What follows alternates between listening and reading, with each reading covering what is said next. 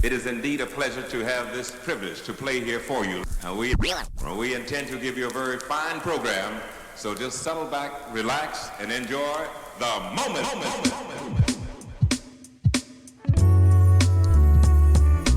Mic check, 1, 2. Kind of longer little wait. Sorry about that.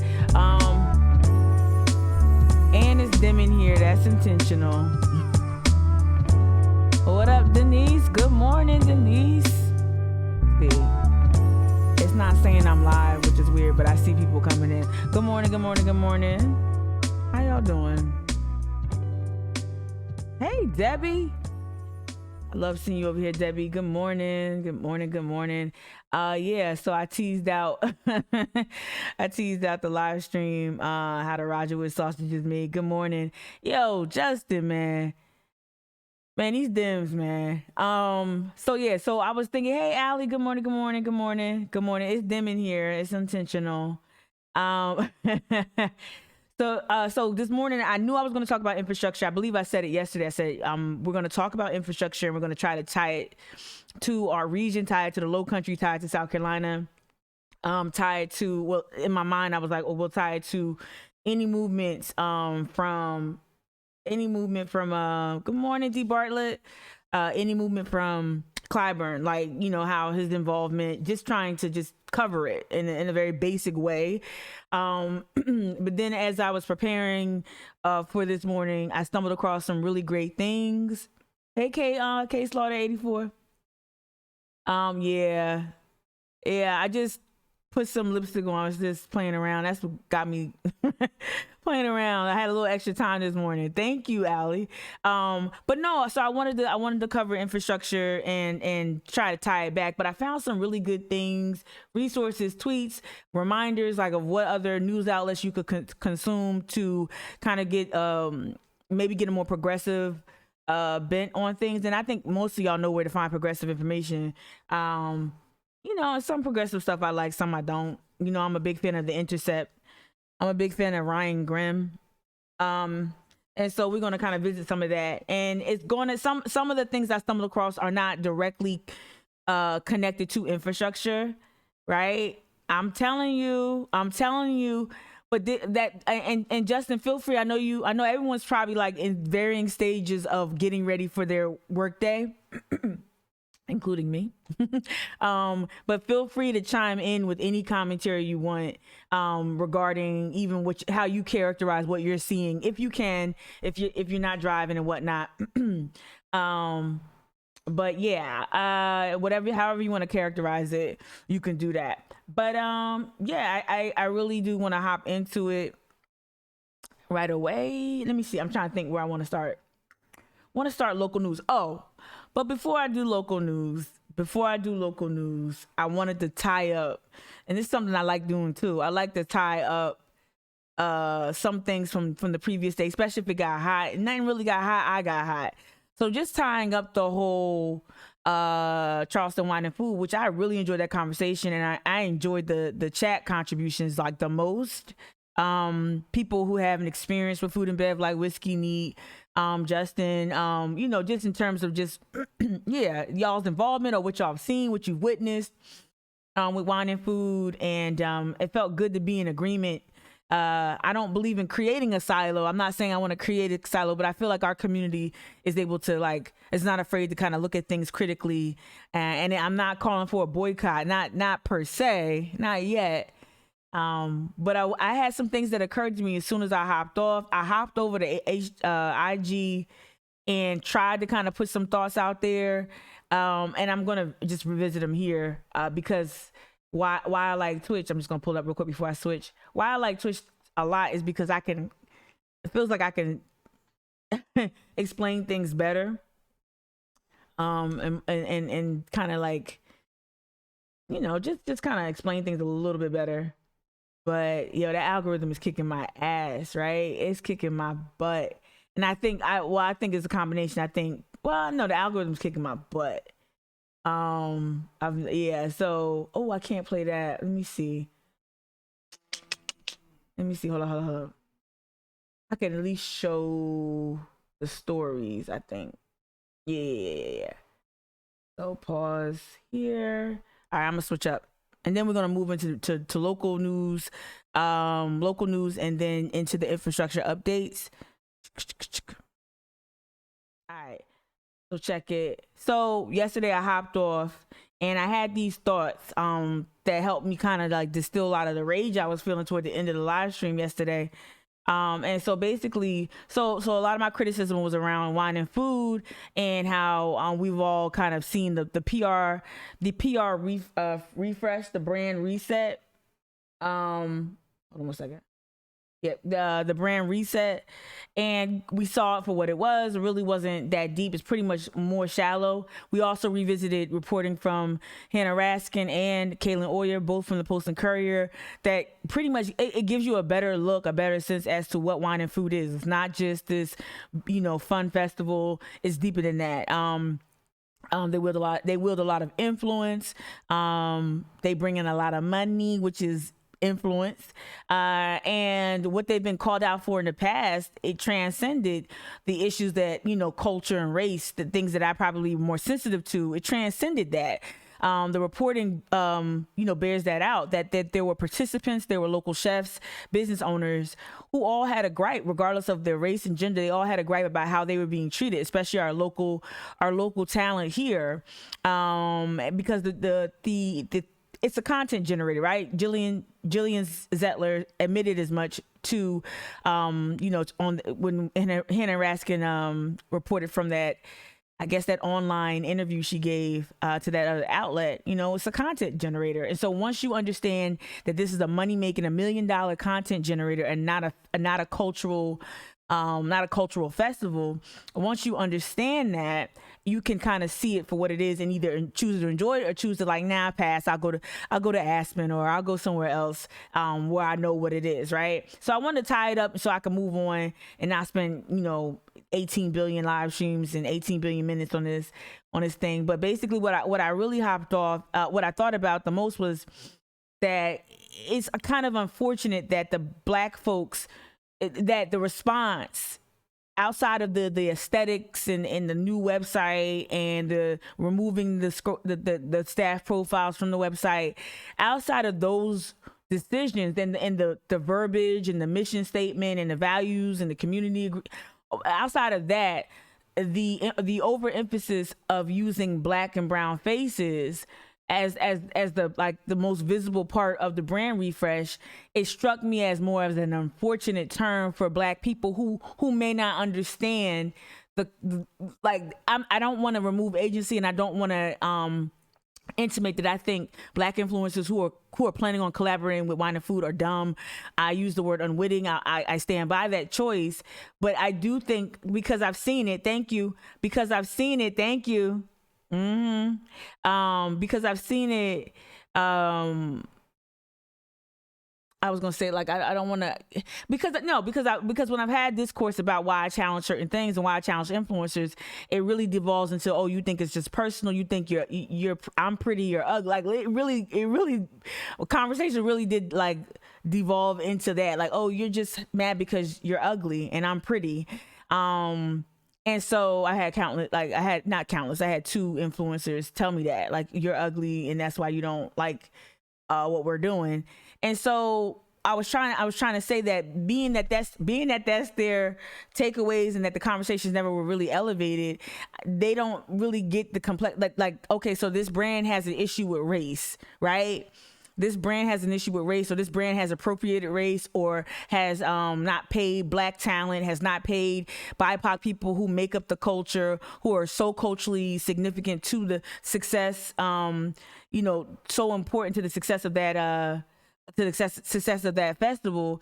You're not paying them, you're not promoting them, you're not sharing any real material resources outside of maybe a couple of phone calls and emails, connecting vendors, connecting influencers with brands. It really isn't anything structural being done. There really isn't any type of long-term build outs being constructed where there's more than just the one festival and high visibility. And so what that tells me is that Black and brown influencers are actually being are recruited to be the cleanup people.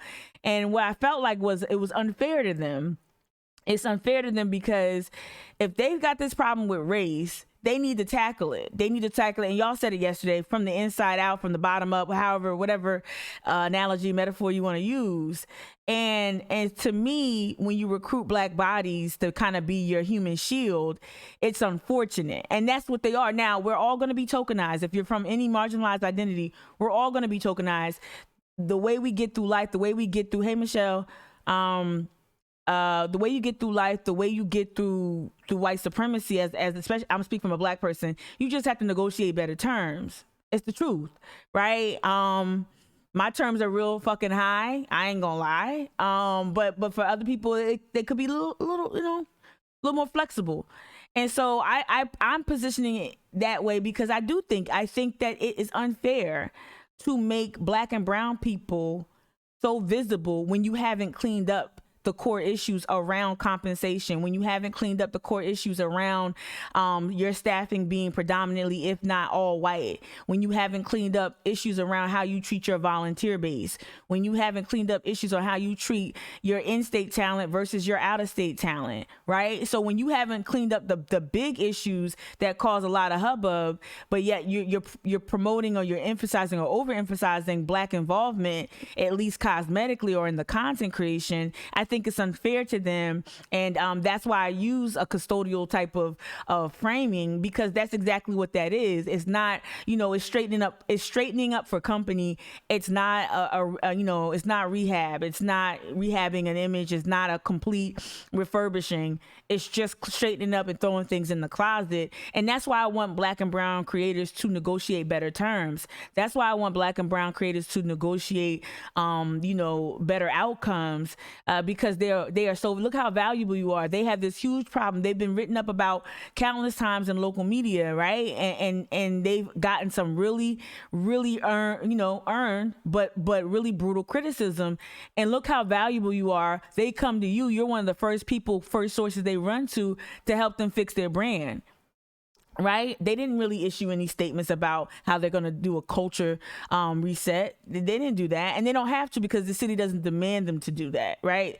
No one demands that of them. So I wrote on Instagram yesterday that toxic nonprofit culture prompts institutions with horrible track records on inclusion, accessibility, diversity, equity, etc., to overemphasize representation and underemphasize structural reform, or all the changes they need to make in-house, right? So Charleston Wine and Foods brand reset is heavily relying upon black and brown influencer visibility, right? And this gives the impression that their issues were solely about hiring more diverse faces, or like it positions the issues like, oh, well, we didn't have enough black people and we're correcting that. No. How are you actually facilitating a culture that's less hostile to black creativity? When I got a black creative on the phone 2 days ago telling me that you summarily rejected her brilliant idea that actually would give you an even better image, right, within the black community, and where's the conversation about ad dollars you're going to spend specifically in black media markets? Where's the conversation about how you're going to appeal to black patrons, right? We looked at the demographics yesterday. We looked at their reporting and the data that College of Charleston collected about this festival, and you saw your base. A lot of your customers they left out race, but they're white women. They're white women, and the most of the ticket earners or ticket buyers earn over $200,000 a year in salary, right? So how are you going to make this event? How are you going to make this festival more hospitable and less hostile to black people and people who don't make $200K a year, and to black women and black men? What are you doing to really reach out to black men outside of, well, I guess the KJ and the Quadro thing might be that, but what are you doing on the ground outside of these digital spaces too? And that's my other criticism. A lot of the changes really only exist in the digital space. They don't really translate outside of that. It's all about impressions and traction, and less about actual material changes, right? So that's what I'm saying here, and I'm going to leave it here for now.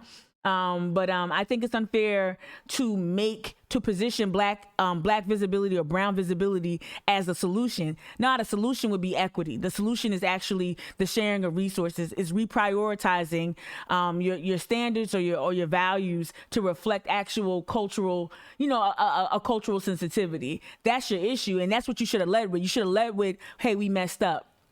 Hey, I should have saw a video come out, a really nice, slick video talking about, we're recommitted. We're changing. We're getting back to the basics. We're getting back to our roots. That's what should have came out with Jillian's face on it.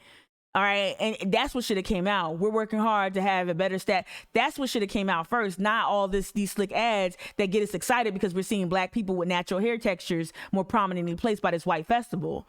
Right. Okay. I hope people get what I'm trying to say. All right, so positioning black influencer visibility as a solution is not a solution. This gives the impression that their issues were solely about hiring more diverse faces, when in actuality, their problems are rooted in under-resourcing the talent that makes them great, as they enjoy tremendous financial success. And then I went on to say, and I'm gonna leave it, again, clearing up, I'm not calling y'all janitors. I'm saying that y'all are being treated like janitors for all the brown and black influencers who engage with this festival. But you need access to real resources. And then I made a reel about it. And putting it on you. Y'all heard me yesterday. All right. So that's that. I want to leave it there. That's it. All right. Thank you for the subscription. I really appreciate it, Owl Lady. Thank you. Let's get to it. All right. So front page of the news. Okay. Front page of the news here, Post and Courier.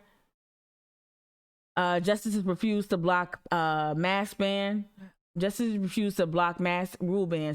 South Carolina High Court stresses schools can find a way around it. All right. Then we have an oyster story in the middle. Have another Murdaugh update on the side. We may or may not get to it. Of course, they bury the lead here. Biden signs bill to avert shutdown. That's the one good thing that came overnight, even though the infrastructure bill was not voted on. Okay. Let's hop over to the state newspaper. All right. So I'm going to hop right into these clips right here featuring McMaster. McMaster and Wilson, A.G. Wilson, Attorney General, appeal judge's school mask decision. All right. Court, schools can't use state funds to enforce. Schools can't use state funds to enforce mask mandates. Right. And so, the workaround was using the federal COVID money. Okay, neighbor concerned over charter school plans. I'm gonna dig into that. I don't know what that's about. We're gonna hop into this whole the state newspaper is really emphasizing broadband. They created a whole video about it on YouTube, and I think this is gonna coincide with what. Let me see if it's gonna coincide with what Clyburn is working on. Funding will expand broadband, but residents may have a long wait. Let me just read the first paragraph so I can understand this better, because we're going to get into a Clyburn story regarding broadband and legislation there. In the spring of 2020, Cooper Lee needed to take advanced placement exam. Okay, he couldn't do it, right, because he didn't have internet. All right, blah, blah, blah. I'm not interested in the human interest part. I'm sorry.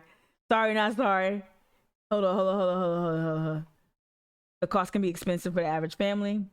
To fight this dilemma, the state and federal government have stepped in to help subsidize broadband expansion. So again, I was less interested in the human interest story about, this kid that couldn't. I'm sympathetic, but I'm just not interested in that part. I wanted to get to the legislation part. All right. So federal and state is jumping in there. Let's hop over here.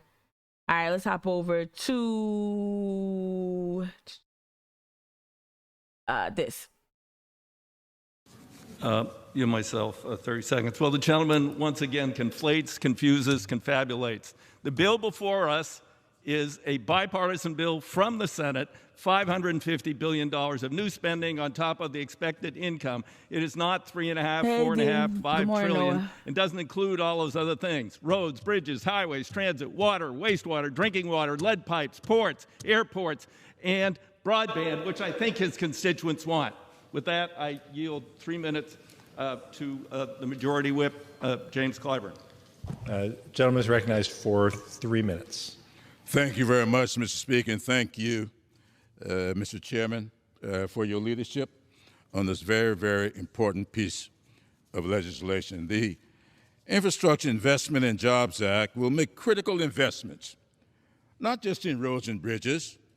This legislation will also invest in transit, rail, electric vehicles, charging stations, electric buses, airports, ports, so old school. water, energy, environmental remediation, and high-speed broadband internet. I will focus on this last category, the $65 billion for broadband.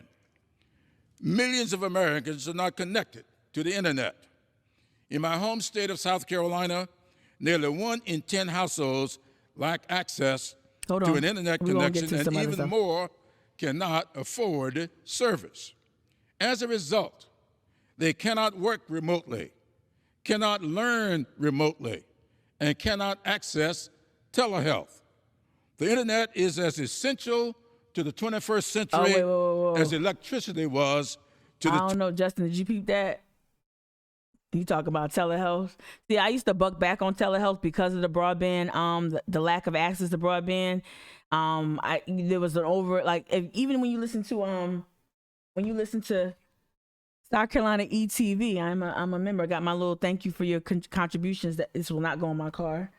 Nope, I don't put anything on my car, so it's less distinguishable. But plus, I'm still a WHYY girl for real. But no, telehealth is really interesting that was in that statement because of Clyburn's proximity to Big Pharma, right? So that's what I'm just thinking. But also, like, this state really pushes telehealth. Like, I'm like, y'all pushing it, but y'all ain't got no damn broadband. Like, I live on Wamala. I sent a text yesterday to a friend from Wamala yesterday over my parents' Wi-Fi. And man, that shit didn't send till I drove from Wamala to West Ashley to Johns Island, right? I don't know. So I'm like, just this interesting push for telehealth and other things like that is interesting. Also, was going back to the front page of the state paper with this human interest story. This is interesting too. I don't know how stories are pitched or how they end up on the front pages of the paper, but we do know this, y'all. Just like with the Nancy Mace, that soft, sappy, overly sympathetic, needlessly sympathetic piece that Jennifer Berry Hawes and Thomas Dovelli penned for Nancy Mace. And I'm gonna position it as for Nancy Mace. It was definitely a puff piece, right? Shut up, no.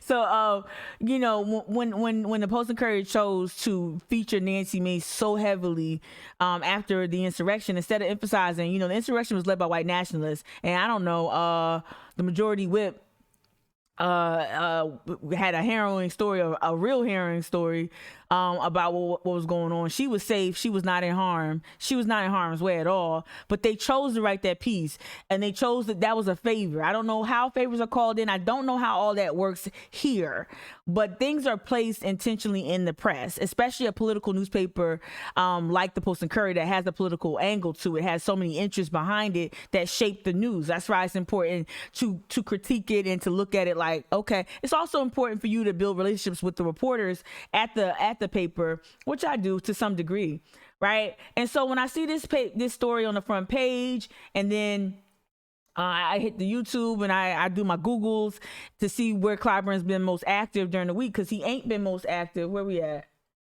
He ain't been most active here. He ain't been most active here, right? Shout out to Emma, formerly of the state newspaper, now with EE News or something like that. Says this was 2 days ago. Oh, happy October 1st, by the way.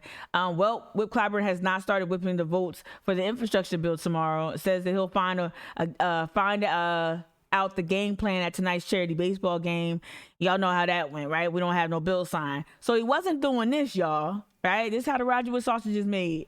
All right. So he wasn't doing that, but he was been very vocal and very active on infrastructure bill. Of course, I mean, this is the infrastructure bill, but in terms of whipping up the votes, right, to get the legislation passed, he's marketing the parts of the legislation that he wants to tout as a victory, right? And it's just interesting that that's on the front page, again, on the front page of the state. Forbes covered it. Some other news outlets covered it. And then, let me go back. And remember, he specifically talked about telehealth. And then the state newspaper. So, of course, we're always waking up in the morning realizing this just that came there's out. 6-year-olds, a lot of them, that don't have internet at home. So we wake up with a passion for doing what we can to make that happen. A key aspect of us getting that job done is doing super accurate mapping. Be So we cynical. make sure that we maximize every penny of investment. I encourage cynicism. This is a safe place for cynics. This is a safe place. But don't like. I don't like people who, Justin, you and I'm gonna say I don't like people. Excuse me. I don't like it when we kind of fall on convenient, kind of like, like really convenient takes that are cynical. But I like a smart, cynical take. You have to be, because half the time, Justin, that's your intuition telling you something. Investment that we've got. Okay, look at this. And, look at this broadband map, right? All right, so I didn't see the key rule. I didn't see what the key is, but areas of need. It would be nice if it was color coded. I guess is the red the area of need? Let me go back a little bit. Oh, here's the key. Getting that job. Okay. All right, so speed tier, so the greener the better speed, and then density of unserved households. So the deeper the red, that's where the need is. Ain't nowhere over here in Wamala because the need is there for sure. But you see how much of this is Clyburn's area. Is doing super accurate mapping, so that we make sure that we maximize every. So this is strategic too. When you talk about like servicing, when they create these maps, or this is the South Carolina Department of Commerce created this map, and this is how they mapped it. I'm not gonna suggest that this map is not accurate. I'm just gonna suggest that this map is being used politically. And I think there's some strategic, there's some strategy involved with this map and this concerted effort to continue to push broadband. I'm not saying we don't need broadband. Please don't hear me wrong. I'm not saying that. I'm saying this is interesting because I'm looking at what districts would be impacted by where the need is most expressed. Like, is it the black areas, the black counties? Again, I mean, this looks kind of vacant. I guess this is Berkeley County and all that. Right? I'm horrible, y'all. I can read a map when it comes to driving, but placing the cities, I'm horrible. But I know where we at, goddamn it. But I don't see enough red over here, because to me it feel like, I don't know, my time with Black Voters Matter, internet connectivity was a thing when I would be driving down to the low country and shit like that. But I don't see that red concentration here. Anyway, it's just interesting to keep your eye on this movement. Every penny of investment that we've got. Good morning, And, Joni. Been doing a really good job with that. We've been maximizing both state dollars and federal dollars to get things working for students. Well, I think. And you see that? So 2 things we heard. We saw 2 things we can read. The student human interest story, and then he started off talking about the 6-year-old kid. We know that with the COVID-19 and the Delta variant, we know that a lot of there were more students perhaps accessing distance learning and having to use, laptops and computers from home to access, the classroom. We get that as well. So they're emphasizing students, they're emphasizing children, juveniles, in this fight. So it's just something to think about. And there's definitely a strategy there. And there's a reason why Clyburn is emphasizing that, while he's choosing not to actively whip up, he is the whip, y'all. He is the whip. I don't know if y'all know what a whip is, but that's your job, is to get shit done, right? Historically. What's up, Allie? This stuff confuses you? It's a little confused. If you confused, then that means that's actually kind of comforting, because it's confusing to me. That's what I meant to say. Like, it's confusing to me too. But it prompts more questions and I have answers. And I think that's okay too. I think it's okay to have a bunch of questions. You don't know what the whip does? All right, let's learn more specifically together. But that's what they're supposed to do. I said does whip. Cool whip. Miracle whip.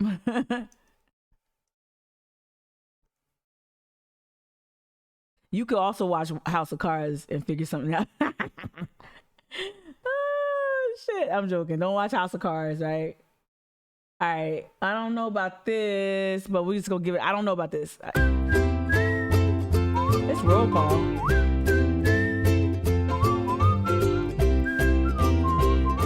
it's become custom for members of the congressional leadership, who are known as the whips, to keep long leather bullwhips in their Capitol offices. What? But the name of this job has nothing to do with ranch hands corralling livestock I in the hate Wild corny West. shit like this. Instead, Come on. the title is connected to the world of hunting in 19th century England.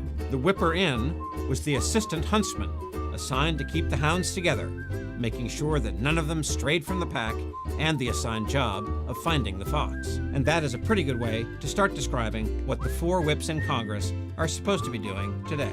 At the Capitol, there are 4 very different packs of politicians every day. The 237 House Republicans, the 193 House Democrats, the 52 Senate this is Republicans, old. This is from and the 2017, 48 so Senate we don't have Democrats. that. That's There's not- a whip elected for each team, and each of them has teams of lawmakers as deputies. So what do all the whips do all day? How do they keep their eyes on all these hounds? There are 4 central parts to the job. Number 1 is keeping track of the physical whereabouts of the members, especially when it's time for a close vote on the floor. Did somebody miss a flight or over? You hear what I'm saying? So like, you supposed to be whipping up votes. This is an important vote, and you ain't even start whipping yet, right? And that also implies that they had a strategy, right? That there was some other strategy. He just wasn't going to disclose it. And again, this is old, so don't look up that makeup of Congress Democrats, and that's old. But you get the point. You know, there's 4 whips, and this is what they do, right? And so this is what we want a Clyburn to do. Well, go ahead. Okay, sleep, let me or go into hiding to avoid getting lobbied before the roll call. Right. It's the whips who have to find you and get you to the floor on time. Like the parents of so many teenagers, That's one they'll try to aspect of entice it. timely attendance with truckloads of pizza and platters of cookies, then resort to shouting down the phone line at those members still missing at the key moment. Number 2 is conveying the leadership's wishes and understanding So the Nancy membership's Pelosi. demands. The whips make sure every member knows they're supposed to vote yes or no, with oceans of email and longer briefing papers, but often by posting up at every door of the chamber whenever the voting begins. But they also run a large intelligence gathering and early warning network designed to convey members' wishes up the chain of Now, command. that's as where he's often probably as most vice versa. active. Number 3 is keeping counts of the votes in hand, the votes in play, the votes out of reach, and, hopefully the smallest number, the votes that can't be determined. Right. Alerting the other leaders when the vote count is short, Cinema and Mansion. explaining how the forecast might be reversed is where the whips really earn their keep. And number 4 is being persuasive. Most of the time, that's not all that necessary, because in today's polarized climate, the Yep. whips can count on virtually all their troops doing the right thing. Either Well, that's not true. But maybe the GOP probably needs less whipping because they fall the fucking line, right? But Democrats is different because we got the Justice Democrats, we got the progressive sect, and we got the corporate Dems, the neoliberals, the Clyburns, Nancy Pelosi, so on and so forth. So like, but you get it, right? Now watch House of Cards, and then watch the first season of House of Cards, and then figure out some stuff about the whip. So, but basically, so Clyburn, you on the 29th, y'all all getting ready to play baseball with dudes that wanted to hang y'all. And, y'all playing baseball with insurrectionist supporters, and not really not projecting a seriousness. And now contrast that with like who's not a whip at all, but contrast that with let me just go to my likes, with like a Jayapal, right? Well, of course, she's with, the progressive sect of the, I'm trying to go to my likes. She's with the progressive sect of the Democratic Party. So, and she's doing something a little bit different. She's doing something a little bit different than Clyburn and the whip. But contrast that with like, not Rashida Tlaib, with senators. But what I can tell you is those lobbyists are lined up outside our. So this was last night. I think they posted about 7 hours ago.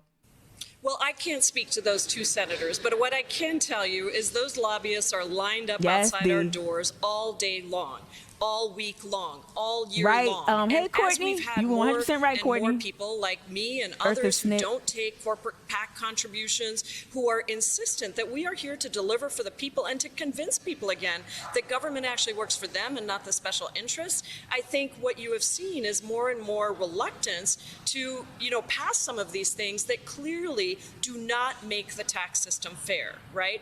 We are insistent that President Biden's agenda, which is to actually make the the tax system fair and make the wealthiest pay their fair share and corporations pay their fair share and repeal some of these fossil fuel subsidies and make sure we're taking on drug companies who are making billions even as people can't afford their life-saving prescriptions.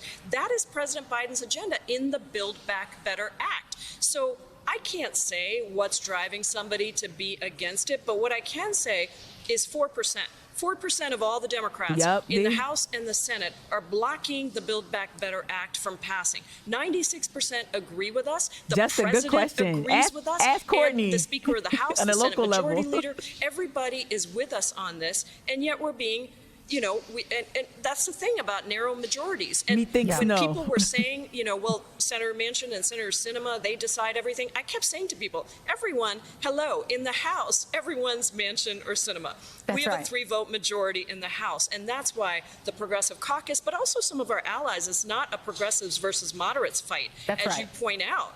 It is really a 96% of Democrats against anyone of the 4% who opposes it. So that's why we've been so strong. And Jayapal's leadership on this, rhetorically and her physical leadership, like her running around, her being on every fucking podcast, taking every fucking interview. She's positioning, she's making the argument, right? This is what you wouldn't want to see from a Clyburn, right? Essentially, again, he and Nancy Pelosi, they know what's going. They know they ain't got the votes. That's why they separated the infrastructure bill and took the reconciliation, the 3.5, the 3.5 trillion bill. They separated it from the main infrastructure bill, so they know that. But this is what you need, this type of distillation. And of course, I would argue that again, Jayapal and Whip Clyburn are doing two different things. And they perform two very distinctly different roles. So, but it's important. And you saw there were times where maybe Nancy was less communicative with the press. There were times where Manchin was less communicative with the press. But you've also seen Manchin make sure that Manchin and Sinema oftentimes let you know where they stood, let you know that they were going to obstruct, let you know that they weren't on board with the reconciliation, that they were opposing the progressive left of the party. So what I'm trying to say is that Whip Clyburn also, it would have been beneficial perhaps for him to vocalize something, to indicate anything regarding what's going on. What you did see though earlier this week too, and almost up until like a Wednesday, you heard Joe Biden, you heard, I'm optimistic. We knew his shit was falling apart behind the scenes. They were just a little too optimistic. I'm optimistic. I knew something was going on because they wasn't really saying anything. We weren't seeing the kind of movement we needed to see behind the scenes. Oh, I got you. I got you. I'm gonna click both of your links, right? Yeah. D, you wrote in the comments, using the influence they have after they've served to be a voice of special interest, right? It's like insider trading. There you go. You talking about the lobbyists? It is. I would not want to be a lobbyist. I'll tell you that. Unless it's for something fun. I'm like, no. Right? So that's important. Let me see. Was there anything else? I wanted to stay on infrastructure. We're going to get on that real quick because Clyburn's all up and through the year. We're going to stay on infrastructure. And this is like the framing. Well, let me do I wanted to do like headlines, like basic headlines about the infrastructure. The inability for it to get any votes or be brought up for a vote at all. So this is the homepage of the Washington Post today. Splintered Democrats delay vote over infrastructure plan backed by Biden. Infrastructure plan backed by Biden. So this is being positioned as a loss. The right is going to be so fucking drama. They're going to be like, oh, you might as well just resign now. Like they're acting like this is like a fatal blow. And that's what they need to do. That's their job, right? The good news is that we averted a shutdown for 2 months. But you still got the debt ceiling shit hanging over people's heads and shit like that. Yep. So he did averted the shutdown. did that. So this is the front page. I just want to focus on infrastructure. All right. What's this right here? Yeah. Okay. So that's the Washington Post front page. New York Times homepage rather. New York Times homepage. House delays vote on infrastructure. Now they're saying that they're trying to bring it back up today. We'll see. House delays vote on infrastructure and big setback for Biden agenda. It is a big setback. Is it like Mortal Kombat, finish him. No. But I'm gonna tell you this, Biden, you having a hell of a fucking 3 fucking months. You having a hell of a time right now. Cause you are hard. It's just the hits keep on coming. All right. So this is the front page, the homepage of the New York Times website. I'm gonna close that out as well. Did the state even put it on the front? The state didn't even put it on the front, did it? I said I was gonna do a local roundup, but I didn't even do it. We'll get to it. So yeah, we did the whip. Matter of fact, did the whip, and I wanted to read back this. Oh yeah, this is what I want to read first, and then we'll kind of jerk around, like get back to other stuff pertaining to the Low Country. 3.5. This is from the Intercept. Again, read the Intercept, y'all. It's really important. Independent journalism. All right. $3.5 trillion for the Build Back Better agenda is much, much less money than you think. The big, scary sounding number represents just 1.2% of the U.S. GDP over the next 10 years. I'm just going to read the first couple of paragraphs. All right. If there's one thing the corporate media has told us about Democratic Party's proposed Build Back Better agenda, the major initiative of the Biden administration, featuring significant investments in education, welfare, and more, is that it involves $3.5 trillion. Like, you know, everybody said the $3.5 trillion number, right? Including myself. Left out of the coverage, though, is one key issue. How much money is that really? 3.5 trillion certainly sounds like a lot. Human brains aren't equipped to understand numbers of this magnitude. I surely cannot. In our regular lives, we never encounter 3.5 trillion of anything, let alone actual dollars. But the reality is surprisingly modest. 3.5 trillion is just 1.2% of the United States economy over a relevant time frame. The fact that the media has resolutely failed to provide this context is an act of true malfeasance. It contributes to the public ignorance in general. Absolutely, y'all. This is what this live stream is trying to help combat, right?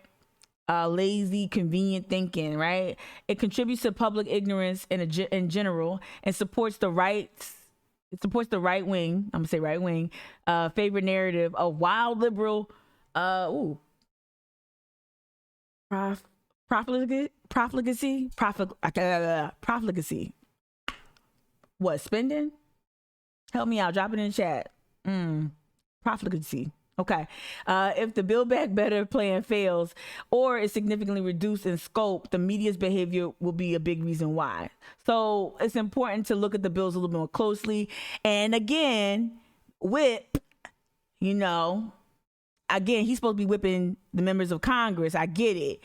But maybe some of this distillation would help as well. And let's tie it back to city council. Let's tie it back to city council. Let's tie it back to the commission, the special commission on on equity, inclusion, and racial conciliation, right? I love Amber. I trust Amber's leadership, but that name of that commission always trips me up. I wish it was something easier to say. All right, think about that. Think about what we know about. Think about how Ross used a lot of like really bad faith arguments as a crutch as to why he wasn't going to support the vote to make the commission permanent or fund the commission, right? Think about all the lazy reasons why we heard a lot of members of city council say they weren't going to support it. And if you don't have the people who are in favor of it constantly going to like maybe Post and Courier, going to bloggers, going to Holy City Center, going the city paper, going out there and saying, hey, no, this is what it really is, breaking it down.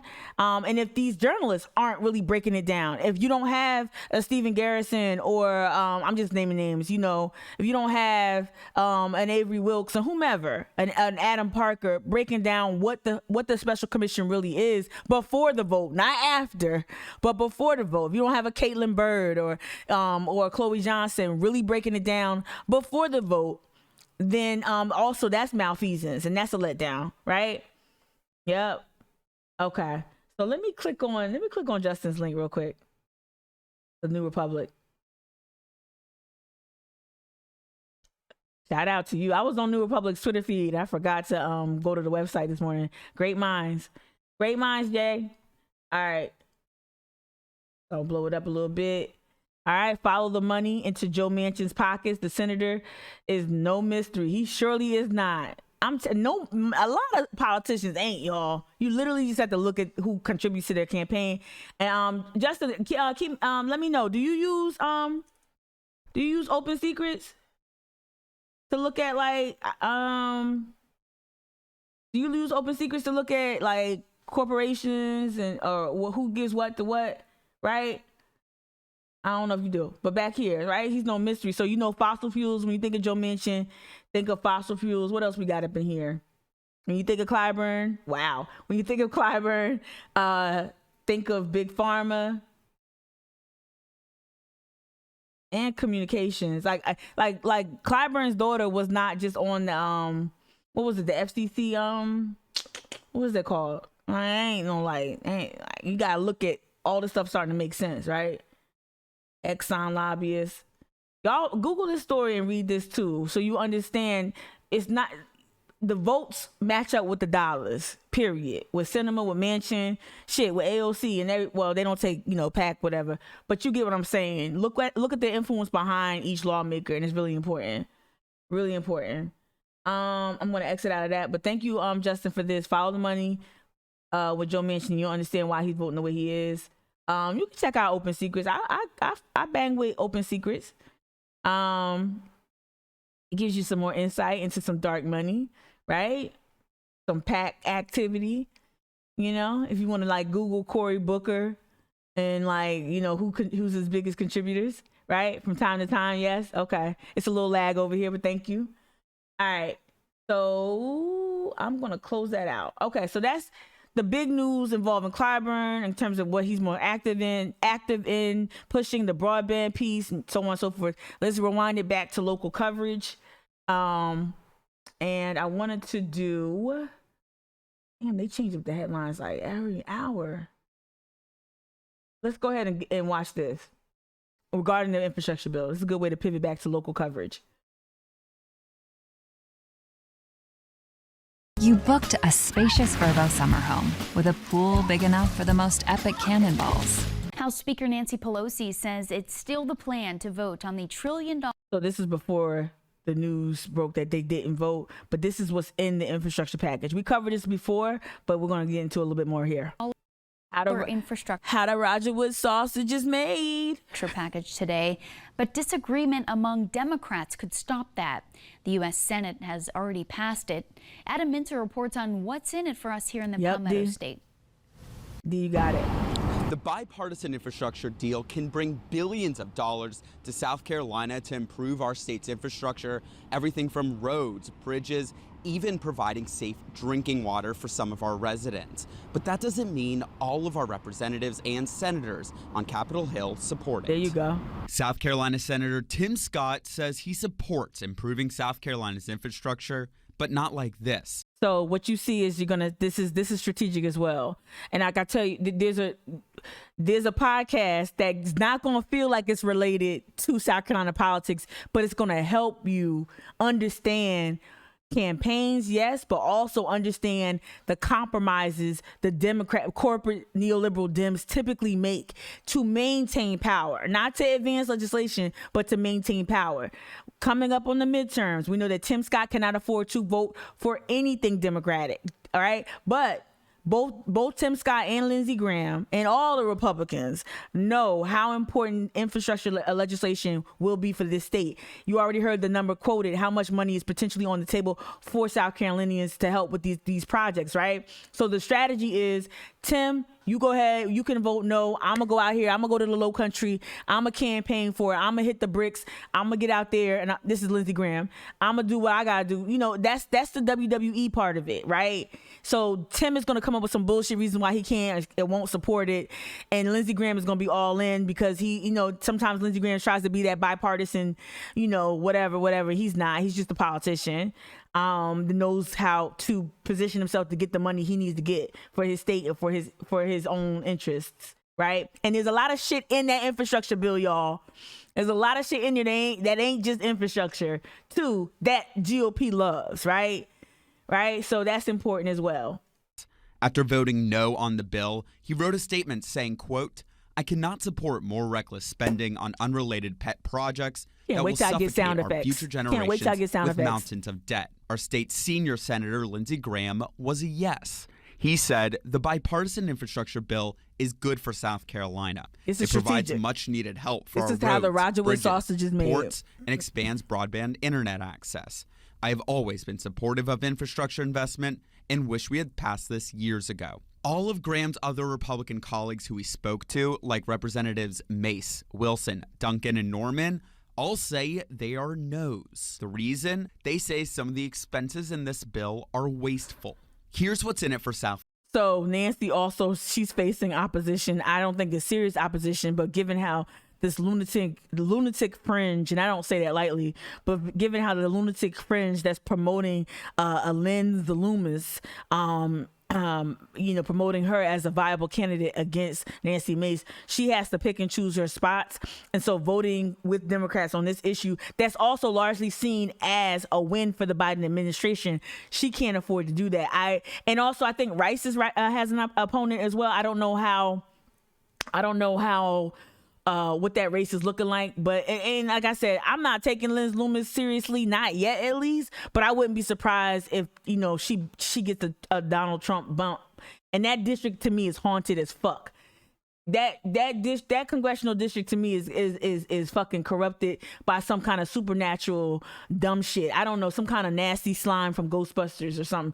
I don't know, but I wouldn't be surprised if Lynn Loomis does some real gnarly shit and benefits from just being kooky. South Carolina. Out of the more than $1 trillion in this bill, $4.9 billion would go to projects to improve South Carolina roads and bridges. $366 million will go to public transportation in the state. $100 million for broadband access and more. Okay. In my home state of South Carolina, let's rewind nearly that. 1 in 10 So we just watched households that. We just watched a little bit of that. For broadband access and more. Okay. So I'm thinking the South Carolina Black Belt. I'm thinking tourism. I'm thinking Sami. I'm thinking TVB. Like what? I'm just thinking of people who are engaged in this right now in some way, shape, or form. Either indirectly or directly, either with money and support, lobbying, so on and so forth. I'm thinking McMaster and the whole roads and bridges bullshit that he's still trumping. He's hitting the road today. He'll be in the Low Country today. I think he's going to be in Somerville. McMaster, touting these road projects, right? Even though he's using the COVID relief money to jump on that. I'm thinking who's doing drinking water? Not quite sure. I know who need it. Denmark and all them other places. Yeah, I'm thinking tourism industries are engaged for sure. And some other corporate interests here tied to Clyburn is right here with the broadband, $100 million in broadband. But look at the biggest numbers right here. $1 billion to roads and bridges, right? $1 billion with a B. And then half $1 billion on water, over $250,000 on public transportation. Those are the bigger ones. Damn, Clyburn's behind the smallest one. In my home state of South Carolina, nearly 1 in 10 households lack access to an internet connection, and even Good morning. Yo, that's great. Afford I know, service. right? Noah? As a result, they cannot work remotely. I got you, D. Cannot learn remotely. Was that yesterday? And cannot access look at the date in there. telehealth. The White House says this bill has the potential of being one of the largest investments in our nation's infrastructure in nearly a century. At the South Carolina State House, I'm Adam Mintzer reporting. I think I came across that, and then did I just poo-poo it? I don't know. Hold on. Let me hit this real quick. Let me hit this like it's a joint. Let me hit this real quick. That's how I feel when I read news, y'all. I get high. I love news. I'm a news junkie. Yeah, okay, I did read this, and I read it like at 4 o'clock in the morning and rolled over. I remember this, and I was like, oh, we'll talk about it. Thank you, D. He's running against Nancy. So she gotta be extra crunchy, hard Republican. I got it.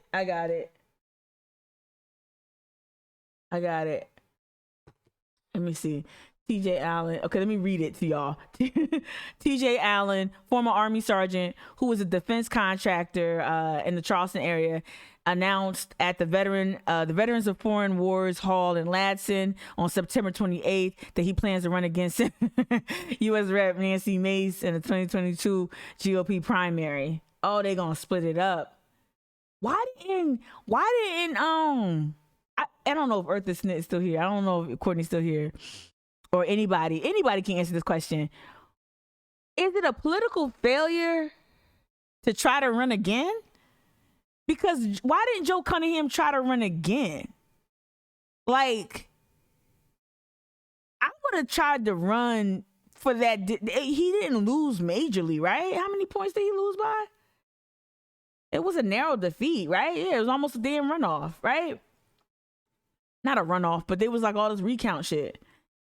Why didn't he run again? That's a winnable fucking district. And you had so much to work with, right? Okay, former Army sergeant who served during the Iraq War formally announced his candidacy against Nancy Mace, joining two others looking to take her. Oh, wow. I thought it was just Lynn's. Joining two others looking to take on her 2022 GOP primary, TJ Allen, a Tennessee native. Oh, that ain't gonna work. That ain't gonna work. He not even just like from Spartanburg or something.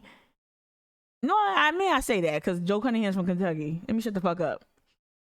But do he give the girls the Joe Cunningham effect that so many thirsty ass voters who don't give a fuck about how trash he is as a candidate?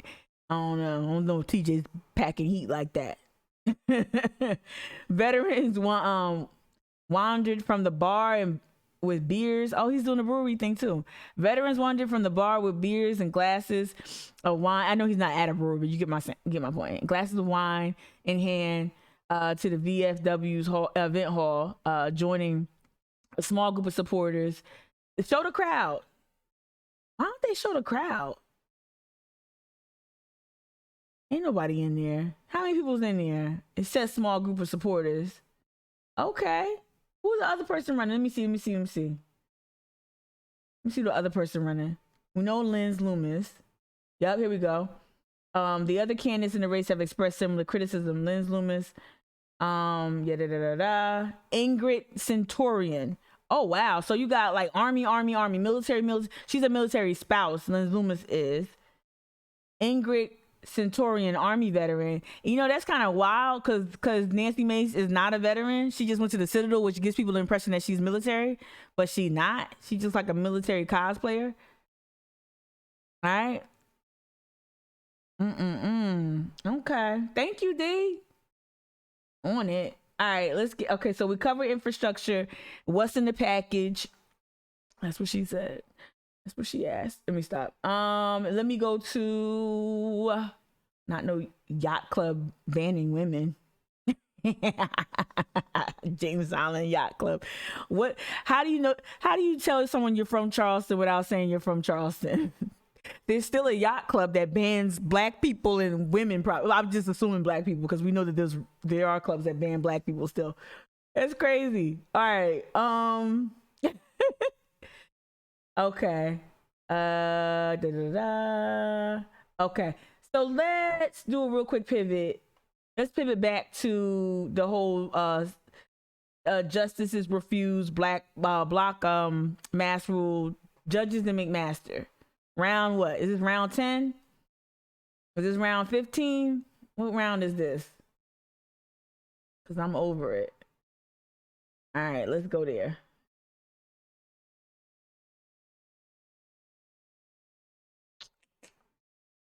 Any day now. That look is a look that can only happen by a roaring fire at a Try something. Side note, these VRBO commercials are looking a lot like Zales commercials for some reason. I don't know what this whole romantic vacation beach house thing is. I don't get it. Like Scatella, you love her or some bullshit. Else. That's the word from Governor Henry McMaster to school districts with mask mandates. Emily Zuhowski caught up with the governor during his visit to Charleston today. Governor McMaster spoke to members today, At the Bessinger's? same day that the state Supreme Court ruled that the ban on mask mandates in schools is constitutional. Today, McMaster spoke to a room full of Rotary Club members about South Carolina's pandemic recovery and topics such as employment and education. The Rotary Club meets at Bessinger's?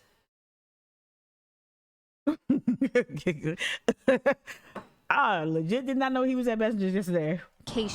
He also spoke to reporters about the state Supreme Court's you know what decision about Bessinger's masks about. in school.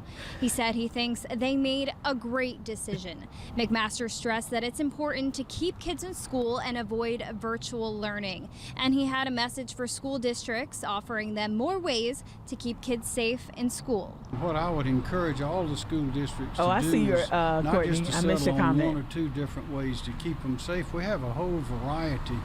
In addition to the vaccines for those who are eligible and masks, and there are a lot of things that nobody objects to. Yes, they do. And the governor says that includes Courtney. proper ventilation, social distancing, and checking sick children's temperatures in schools. Reporting in Charleston, Emily Zuhowski, Live 5 News. It really does. Like, the jokes really do write themselves. It's such a cliche. They don't mind. That's the one thing about like these southern country fried GOP members. They don't mind. Like that identity is so real. Their kind of identity politics at times can be very like, wow, you just gonna lean into the caricature, huh? You're just gonna lean into it, huh? Yeah. I want to see if there. I don't know if there was 3 stories from Live 5 that I wanted to cover. I think it was just the 2. What's in the infrastructure bill that would benefit South Carolinians, and McMaster with the school mask bullshit. He's making a lot of noise, but like he's still taking L's on that legislation. I wanted to hop back over to YouTube. All right, so we went over that. Oh, we're gonna get to the Britney stuff. Yo, Hulu, I'm not even trying to get into this whole Britney thing because the conversation is. I am fascinated. I ain't gonna lie. I'm fascinated because I grew up with Britney. Like, I was in college when she was like whatever. But the conversation and Nancy Mace's involvement, we're gonna get to that. There was a new MTV News story that came out yesterday that features Nancy Mace that we're gonna get to in a second. Trying to get through the important local news roundup part. This is very important. All right, we are on your side with a reminder about a deadline you need to know about. Watch to make the sure Hulu you get one, to Noah. vote. Watch now, if you got you plan Hulu. to vote in local elections on November 2nd, you must be registered by this coming Sunday. That's October 3rd. October 3rd. Anybody who will be 18 before November 2nd, and anybody who's moved to a new county, and anybody who has moved to a new state, all need to register if you haven't already done so. Okay, I'll be. I don't plan on being nobody's. Yeah. No, I don't. All right, we are on your side. Sorry. I don't plan on outside of supporting. I think Erica. Let me open it up real quick on Facebook. Y'all gonna see a lot of mess. I hate opening up Facebook on camera because like always like the instant messenger thing. Let me just hurry up and get to Erica. The instant messenger always pops up. I'm sure there's a setting that I just refuse to look up. So I think Erica has an event this weekend. Tomorrow. Charleston. Let me open an image in a new tab so I can blow it up. All right. Charleston City Hall, 11 a.m. It's the Women's Voices March. In location Customs House, dressed in white. I won't be doing that if I go. But what I want to do is support. I think it's important, especially given I don't see it explicitly outlined here, but I believe in conversation with Erica, this is in solidarity with what's going on in Texas around abortion legislation on Roe versus Wade. That's how it was articulated to me. D, if you know any more in there, you can try to drop it in there. Erica mentioned this on the phone with me. She already know I'm marched out. I'm women's marched out. I'm march adjacent. I ain't really feeling it, but I feel it, Erica. I support her 100%. I think that people should get involved and get active. I'm gonna see what I can do tomorrow. But also with the voter registration deadline looming, let me go to the county. I think it's important to get people activated. I'm not on Facebook, so I don't know what the chatter is around it. D, is it really popular? Is it getting a lot of traction? County. I don't know, but it's important to support Erica for sure. Right. I haven't really been focused either. All right, so I wanted to get to Board of Elections.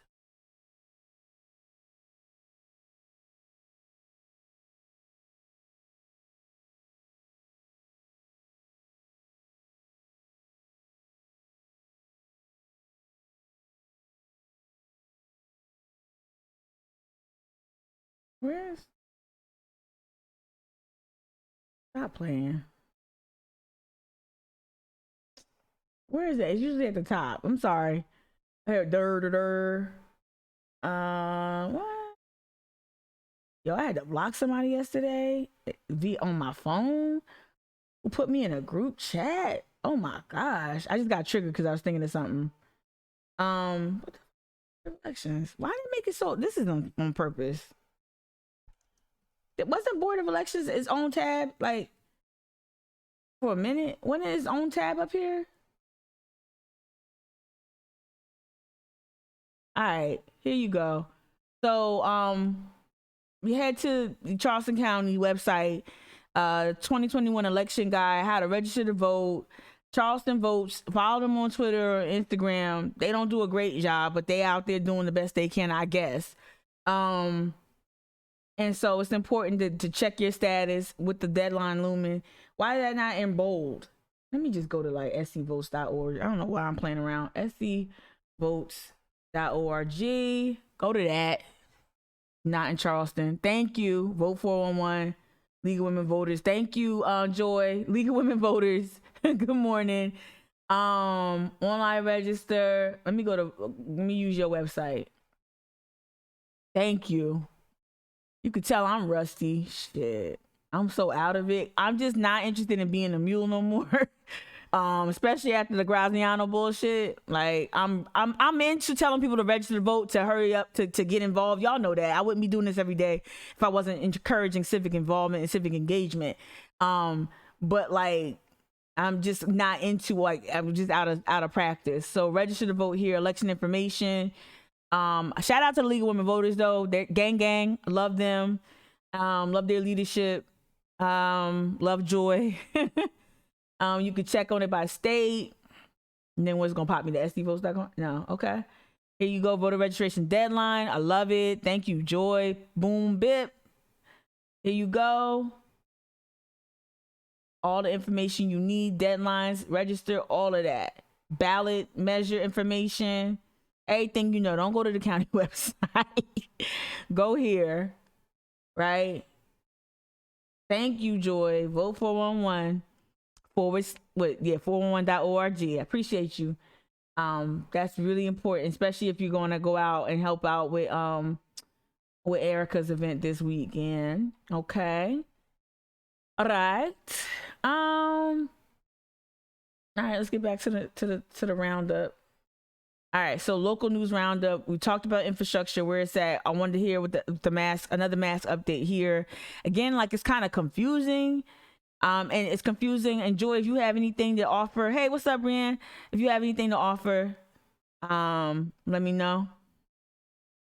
With banning mask mandates in schools. This week, we've had two separate rulings as to their legality. A federal judge says not allowing mask mandates discriminates against those with disabilities. But today, for a second time, the state Supreme Court ruled the state budget proviso is constitutional. It all seems a bit confusing. It's very confusing. Tonight, Nigel Hood talks with a USC law professor for clarity. A federal judge says children with disabilities are entitled to a safe learning environment, and it is the school's obligation to accommodate this by whatever means necessary. I don't think it's really necessarily an issue of accommodating one child at a time. I mean, ultimately what we're talking about are schools that have lots of compromised students, and what they need to do is to have children in masks if that's necessary to provide a safe environment for those students with disabilities. That being said, schools statewide are now allowed to use whatever funds they have to ensure all students have a safe in-person learning experience. The ADA is saying, regardless of where the money comes from, right? We don't care. You cannot deny a student access to a room that gives them equal opportunity to go to school. Despite the state Supreme Court's ruling, parents will have to comply with their child wearing a mask at school. At home, want to homeschool your children, then it is your right to not have them vaccinated. It is your right to not wear a mask. But when you enter someone else's space that affects us all, you're giving up those rights. A child could face consequences if they don't cooperate. I don't personally think, right, that this is the sort of thing that you suspend or expel a student for. Hopefully we can have a conversation I agree. The parents and the families and get this straightened out. But if someone refuses to cooperate, the school has the right to remove them from the class. They could even be suspended or expelled. The goal is to make sure schools do their due diligence to make sure all students are safe in their classrooms. You can use your federal and local dollars to mandate masks if you want to. And even if you don't want to, you have to when it comes to students with disabilities. In Columbia, Nigel Hood, News 19, WLT. I think that's like that was interesting. It's very confusing, but hopefully that helped clear up some confusion around it. Anna Mark, you just dropped in the chat. Derek is an expert on history of education law. I was peeping what was behind him on the bookshelf there. I was trying to read it. It looked like an important book. All right. Thank you for that. What's his name? Derek, who they just said law professor. Spoke with a law professor. Law professor Derek. They said it, but I missed it. Let me see. His last name. Let me see if there's a Chiron. No. Okay, thank you, Black. I should have known. I should have committed that to memory. All right, let me play this last bit. WLTX. And even though the state Supreme Court says the budget proviso is constitutional, Richland District 2 says they will still require masks in schools. In a statement, the district superintendent says requiring face masks and following guidance from the CDC, DHEC, and the state education department is the best way to limit the spread of the virus. And I said this during another live stream, Courtney, about McMaster talking positioning as an issue with SROs. Almost acting. Now I'm like, shit, if something good comes out of his foolishness, I'm all for it. But he made it seem like SROs were just like making kids wear masks. It was like a skirmish outside the school with a parent regarding masks. It wasn't about SROs enforcing the school district's, rules or policies on kids wearing masks.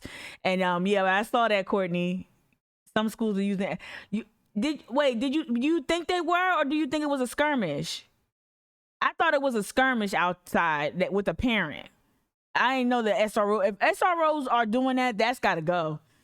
That's another reason why they need to get out of the schools. If they're doing that, that's that crazy place where we overlap with the right. And I'll be like, because they really anti-police. Yeah. This was a time to be alive, but I know one thing. This is crazy for me. This feels crazy, like this type of like environment. I couldn't imagine being a young student. But then I gotta think about it was crazier times in public school history. Joy, you said they were not, right? That SRO was brought in to step in between the altercation. That's what I thought. No. But Courtney, don't even feel like no kind of way, because that's exactly how the right was positioning it. They were acting like, the SROs were like in the schools trying to like hem your child up and put masks on. That was the confusion. They were trying to sow those seeds of confusion. And so McMaster very irresponsibly, like, that's the thing. Justin, you said you felt like this is making your mind just turn to mush, right? Like me, that's exactly what McMaster is doing. Have y'all ever seen that scene from, let me see if it's up here.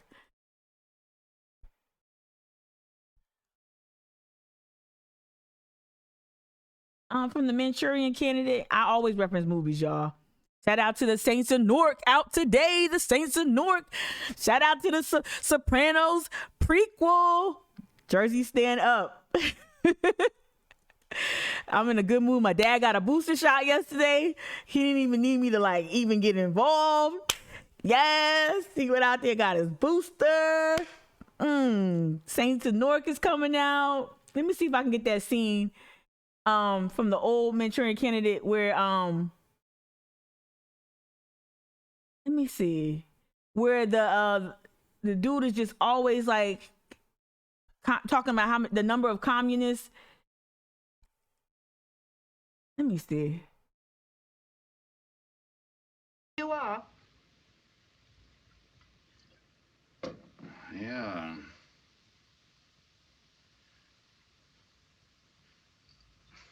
There's just one thing, babe.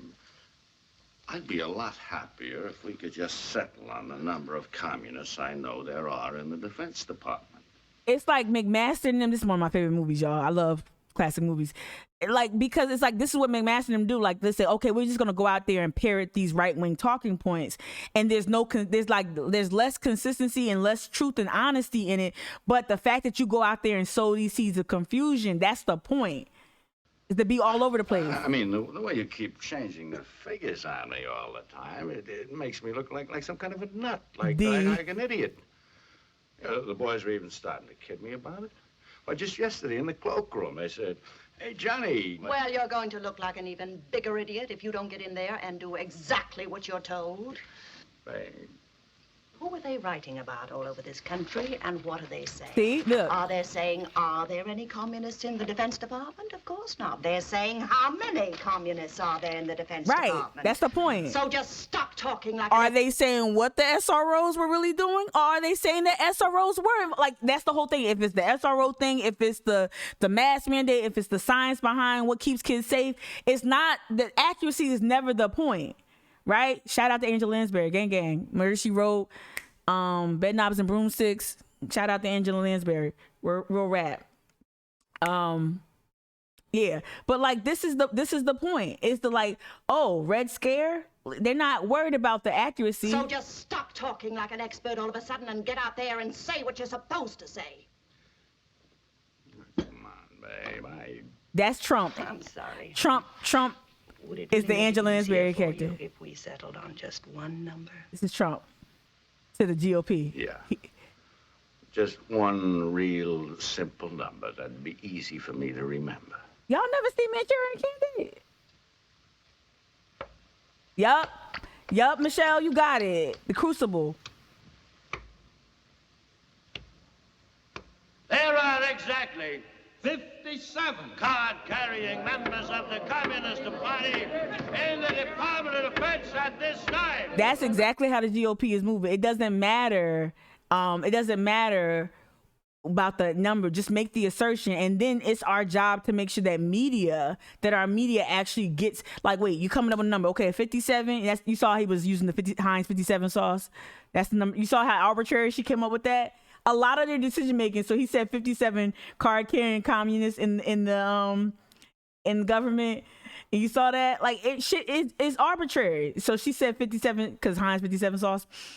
Like, it's really that's exactly it. And if your news media is not drilling down and getting people to be more accurate, or can you clarify this? How do you know this? Tell me how you got to that number. Card carrying, what kind, like, if you don't get that, right, then you're not going to but this is exactly how the right and the left sometimes, comes out there with this bullshit. But, like, it's not important about the accuracy. It's more important about sowing seeds of confusion. And that's what makes the news. And so people kind of walk away. People who aren't news junkies, people who aren't going to watch a chick embraces at 7:30 in the morning talk about the news. People like that, you know, are not going to like drill down and really question things. Or you just like regular people who are busy and you trust your newspaper. Like I would. Like you're regular, you busy, right? That's what happens. All right. Oh, this was the old story. I was going to get to this.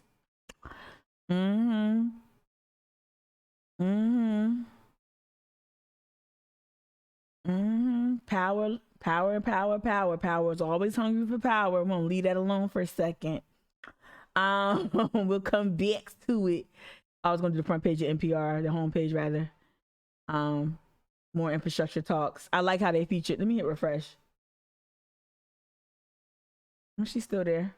Right, Democrat spending bill includes plan to get free health care to uninsured Americans, and see how NPR is choosing to frame what's on the line for the infrastructure bill. You see how they framing it? That's some solid framing, right? It's not just contentious, not just splintering, not just the sensational part, but it's like where we are with it. Good job, NPR. This is another story. Shout out again, following Justin's lead. Or Justin and I being like kind of links, being in what's the word? Synergy? Justin and I got some synergy going. Joe Manchin knew about Democrat strategy to pass. But there's all kinds of like craziness going on behind the scenes.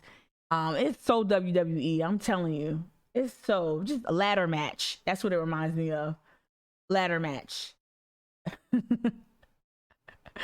Let me see if there's anything else. Okay, so this wanted to talk about infrastructure, got it. Talk about the framing of the infrastructure, talk about who's out in front. Let's get one more hit from Jaya Paul because she's killing it. Let's get one more hit from her and then we'll move out of this. We have said clearly, and we reiterated this again to the speaker, and we're in the same place, that we will not be able to. Shout out Bonnie Watson Coleman. This is a black woman for those who are not sure. Bonnie Watson Coleman from Jersey. These are the Justice Democrats, I believe. This is Ilhan Omar. And you got some progressives here. Shout out. For the infrastructure bill until the reconciliation bill has passed.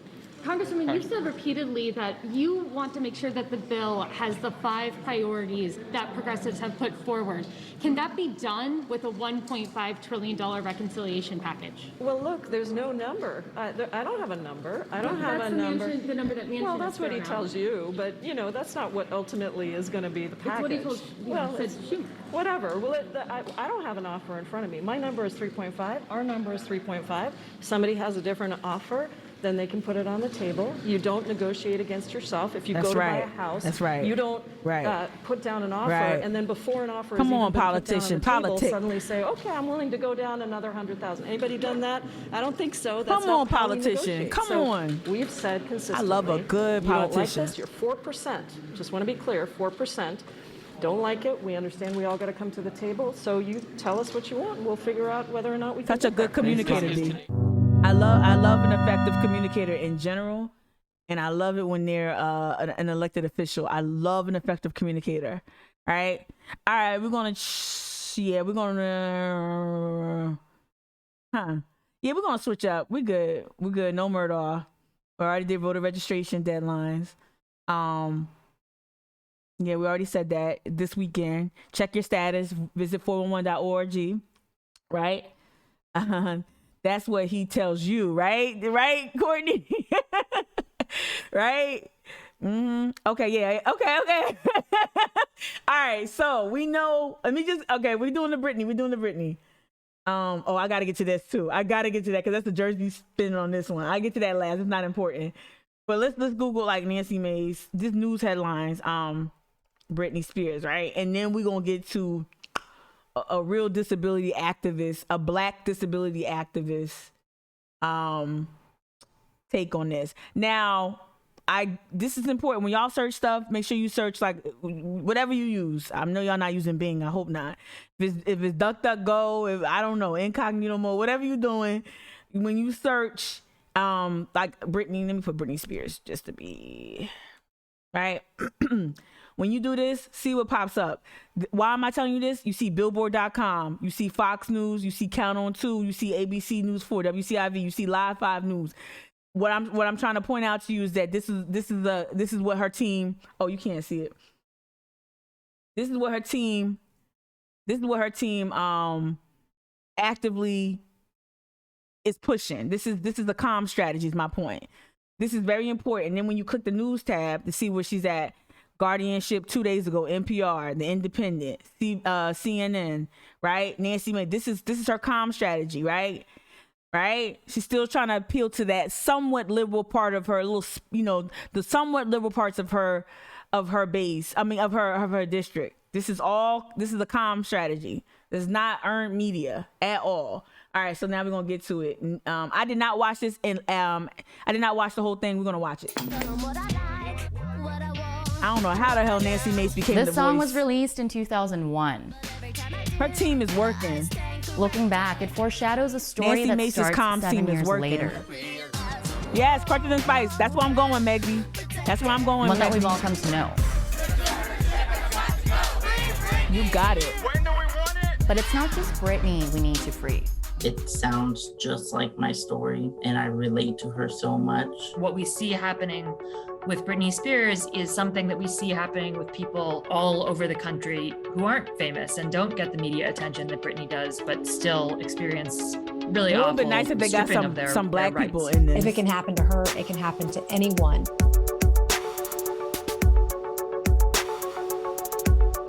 This past June, Britney Spears made an impassioned plea to Los Angeles County Superior Court Judge Brenda Penny. It was also the first time many of us heard directly from the pop icon, rather than from a tabloid, about the conservatorship she's lived under for 13 years. During her speech, she explained that she was extremely unhappy with the legal arrangement. She also made shocking claims that she was drugged against her will, forced to perform, and denied her reproductive rights. Across the country, an estimated 1.3 million Americans are under a conservatorship, also known as a guardianship. Britney's case is not that unusual. Zoe Brennan Crone is an attorney with the ACLU's Disability Rights Program. Her fame, her wealth, her talent, those are unusual. But the process she's going through that's happening all the time in a million other cases in the country I think is really important for people to understand. A conservatorship or guardianship is ordered when a judge decides that a person, usually someone who's elderly or disabled, is incapable of taking care of themselves. Side note, real quick, I'm coming back to it. Side note, if you really want to, it's spooky season. It's October 1st. If you haven't seen it yet, you want to be scared about conservatorship, you want a scary movie, go on Netflix and watch I Care a Lot. Go on Netflix and watch I Care a Lot. That's going to scare the shit out of you about conservatorship. Right here, that shit is scary. It is I was watching this and I got freaked out. All right, let's resume. And you also see a lot of people who get into them in some sort of psychiatric crisis. So they appoint another individual or organization to make decisions on the person's behalf. LaDoris Hazard Cordell is an author and retired judge for the Santa Clara County Superior Court in California. Judge Cordell, in your personal experience, have you presided over many conservatorship cases? And what were they like? Indeed, I have. And I will tell you, the typical conservatorship deals with people who are gravely disabled. Usually it's the elderly. If you look at Britney's case, somebody who clearly can go out and perform and make a whole lot of money, and still, a determination is made. No, you're still not capable of really deciding anything about your life. I find that to be outrageous. It can often really be a matter of course, that if a person has disabilities, their parents get a guardianship over them. It's a really big, invasive process, but often it's done as though it's not that big a deal. That lack of attention leads to a lack of transparency. Why is there so much privacy around these cases? Like with Britney's case, all the records are sealed. That's a really good point. Oh, wow. Conservatorships take place in courts paid for by taxpayers, and they are public proceedings. And what do we know about systems where I forgot about they're that, secret? Honor. They're not held accountable. What did the judges do in Britney's case? They closed the proceedings. And when did they stop? When the media and public pressure, the Free Britney movement took hold, pressure was on, and then the judge says, oh, let's keep it open. The records about conservatorship demographics are spotty, to say the least. We count things in our society that are important to us. And it's quite striking that we do not count how many people are in conservatorships and guardians. You heard what she said. We count things in society that are important to us. You want to hear me say that often. What gets measured gets managed. What gets measured gets managed. And that's like a universal. Is that an idiom? I don't know what an idiom. I don't know if that's an idiom, but no, that's a universal saying that can apply to a lot. What gets measured gets managed, and the fact that you're not counting and keeping track of these people in these circumstances is appalling. And we don't know how many that's of those manager are speak, older people, how many that's are younger just retail people. shit. But I know a lot of young people who get into this, and when they get into it, they're often there for their whole lives. What we do That's know crazy. is there is a school to guardianship pipeline What? that traps Yeah. disabled young people Oh. in these arrangements at an early age. People are told, this is what you should do. This is how you help your child. This is Yep. how you take care of them. And Okay, parents thank don't you, Anna. necessarily know to question that because it's Right. someone they trust, a school telling them that. And it's really, really problematic. Michael Lincoln McCrate is a 26-year-old with an intellectual disability who successfully terminated an oppressive guardianship. Wow. Michael, let's start from the beginning. How did you end up in a guardianship? I didn't realize it was happening Nancy Mason's in until this. doctors came to the house and started asking me a whole bunch of questions. Then an attorney came in and said, you know, you have a court date on this day. I need you to be there. So I arrived at the courthouse, and that's when I found out I was petitioned to have my rights taken. And how did you feel in the moment that it happened? I was ticked off. I was PO'd.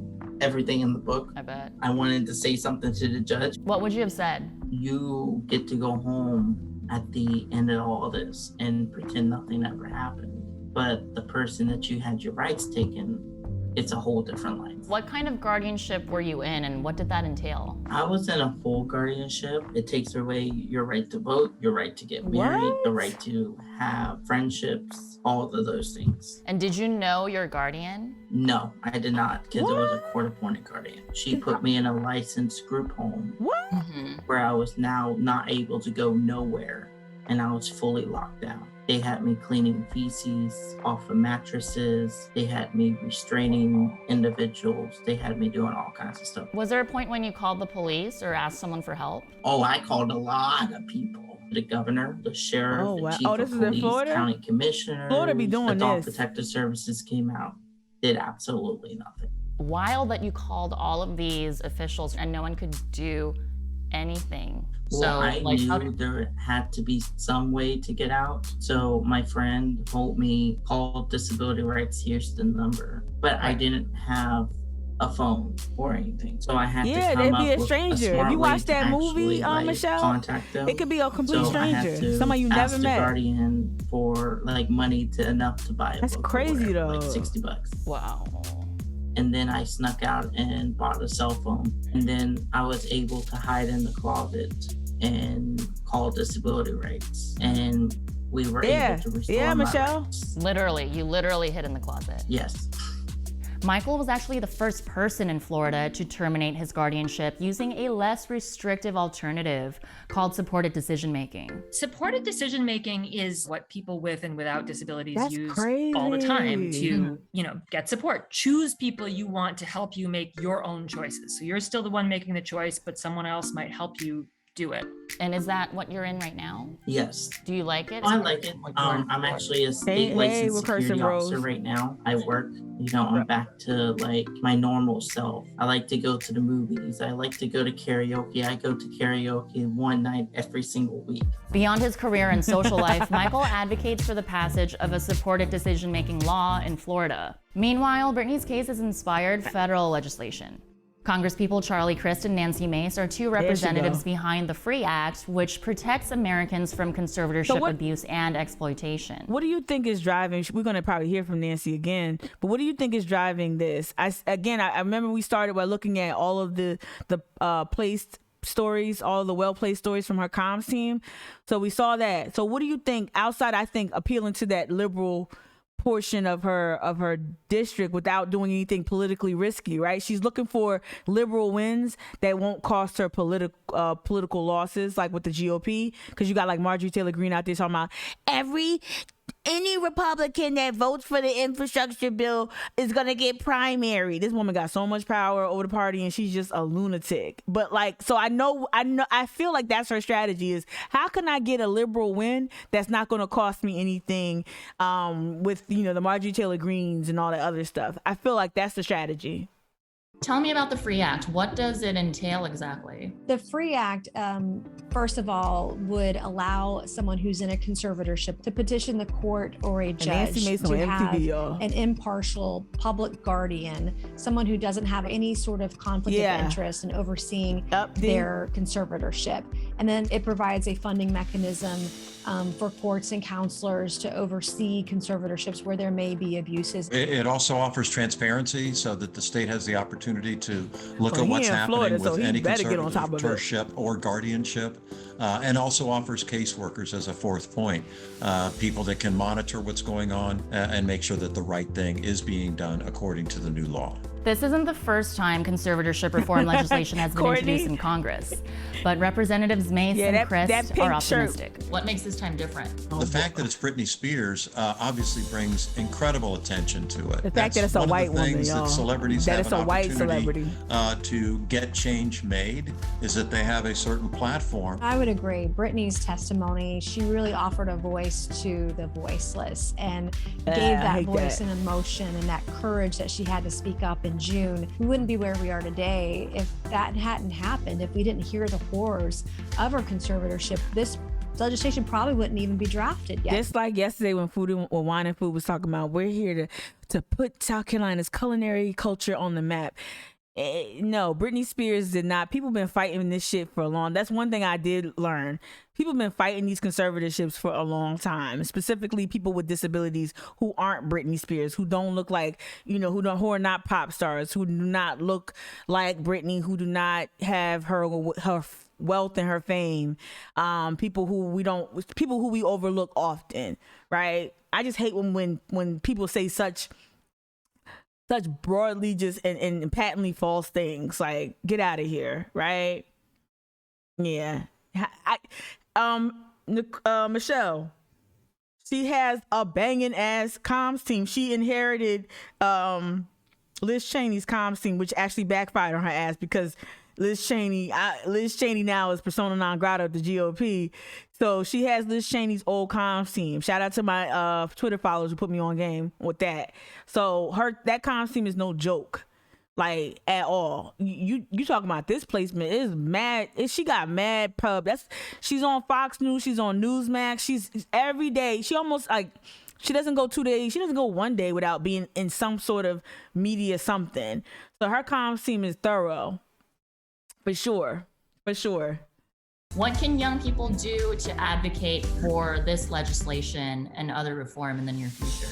Well, they can call their congressman, call their offices. I don't know, Honor. That's a good question. Legislation. If their member of Congress is not a co-sponsor, they can encourage them to do that. Contact your member of Congress, contact your U.S. Senator, because it's going to have to go over there eventually, and advocate. Use social media to communicate the fact that this is important to you as a citizen, and that you want to see a wrong be Shout out to righted, and have that applied to so many people across our country for their benefit as well. In Overprotected, Britney sings that there must be another way. Today, we learned there is. And it's time for us to speak up, not just for Britney, but for everyone who risks losing their civil rights. I'm glad they started off with the young man. Again, complete opposite of Britney Spears in almost every way. I'm glad they started off with like a real life. I'm not saying that Britney's story is not relatable on some level, but it's more relatable to see this young gentleman. And we don't know too much about what happened, but we get the gist of what was probably going on there. Got a little active. But yeah, I'm glad they started off with talking to a disabled person who went through this that wasn't a celebrity. Yeah, I wanted to get to my likes real quick. I wanted to get to Crutches and Spice. This was from July. But I wanted to go back to some of her earlier tweets about what she's asking folks to consider when talking about this whole conservatorship. A lot of you... Let me pause it and rewind it. I think that the most disheartening thing about the rhetoric around Britney Spears is that a lot of you are upset not because she is a disabled person is treated this way. And she is disabled. Not a lot of disabled people are treated this way. But the idea that she's not disabled enough to be treated this way. Right, which is real fucked up. And therein lies the fucking problem. I love a smart activist, a smart thinker that curses. I love it, right? And then I like the number of her tweets because I think they're very illuminating. So one tweet here was bondage and abuse that have nothing to do with physical incarceration in jail or prison. It's important that in ongoing conversations on this topic, the needs of disabled people are addressed as we envision the future, right? In fact, the majority of you would not know about guardianship if Britney Spears weren't in one, right? All right. She said, I'll say for me as a disabled person, I have identified some issues with policing abolitionists. Wait. This about this? Oh, no, it was talking about abolition in general. I got you. Let me see. And then this was another post. This is the caption real quick before I play the video. This is exactly what happens when the discourse ignores the realities of disability. You never look into how disabled people have advocated for themselves or fought the systems. We never look into how disabled people have advocated for themselves or fought the system. That's very important. Managing her money, she has another chance to get the entire... Okay, so I'm gonna rewind this so we can hear the commentary. Britney Spears' request to have her father removed from financial aspects of her conservatorship has been denied. This does not mean it's the end of the road for her. When she was giving her emotional testimony, the judge had asked her, why aren't you just filing to have the entire conservatorship thrown out? And she said she didn't know that was possible. So while in this case, Britney did not prove that her father was exploiting her or mismanaging her money, she has another chance to get the entire conservatorship thrown out on July 14th. So the next part I'm going to say is not directed at Under the Desk News. I love them. But for the rest of y'all, this is exactly what happens when you're unwilling to engage in disability politics and discourse. You only get half the story. You all are so deep into the whole, she's not really disabled, she doesn't deserve this, that none of you ask the question, how in other cases has this been solved? Because that would mean looking at disabled people. And none of you seem to want that. Because none of you can stand the idea of looking down the barrel at your own fragility. Because this could happen to any one of you as well. Right. Britney Spears' request to have her father removed from financial aspects of her conservatorship has been denied. Close that out. It really can. So I just thought that was thoughtful perspective. I think whomever it is, if it's Imani, aka Crutches and Spice, whomever it is, make sure you're listening to people in this space, people who've done this work, who have been engaged in this type of advocacy. Reach out to, or seek out their perspective on this first and foremost. I'm not opposed to Nancy Mace actually using her platform to advance this. I am opposed to Nancy Mace making this specifically about Britney and hopping on the Britney wave. Like that shit, I'm gonna call that shit out all day, all night. But what I'm not like hating on the fact that she's behind some legislation. Now I need to look at some more shit in there, but I'm not hating on something that might benefit people to help avoid this bullshit, because it really does. We do need legislation to help protect people from predators who are just using this thing that could be that could have been or probably was put in place to do some good, but used for evil. Let me go back to, now I want to watch Manchurian Candidate today. Take like old black and white movies y'all need to watch, the black and white versions, Manchurian Candidate, and then watch 7 Days in May. Those two movies right now, timely. Kirk Douglas, Al Zaddy. We talked about this yesterday. I didn't know there was a news. We're not gonna play it today. I don't know if I'm gonna wrap it up. Am I done? What did we learn today, kids? Oh no, we not done. Oh, my bad. Real quick. I know some of y'all gotta go to work. In the chat, Megzy, you wrote, non-disabled people act like there's a hierarchy with disability. Talk about it, right? Right? Mm-hmm. That's a good comment. All right, so let me screenshotted some times on this podcast that were important. So like I said, make sure you support independent media. I've already put y'all up on one Intercept podcast. This is another Intercept podcast called Deconstructed.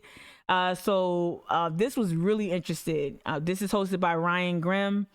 And I'm gonna read the caption of it. And again, I tease out how the sausage is made. What I really want you to do, what I really want to encourage folks to do, is to, as you kind of monitor what's going on with the infrastructure legislation, as you monitor what's going on with local legislation, and even at how our city government and whatnot, how they move, I really want you to understand the things that I've been privy to by my little exposure to some behind the scenes work here at the state level, working with surrogates, working with people who endorse candidates, all that, right? So my exposure to that stuff, I see some things behind the scenes that other people wouldn't.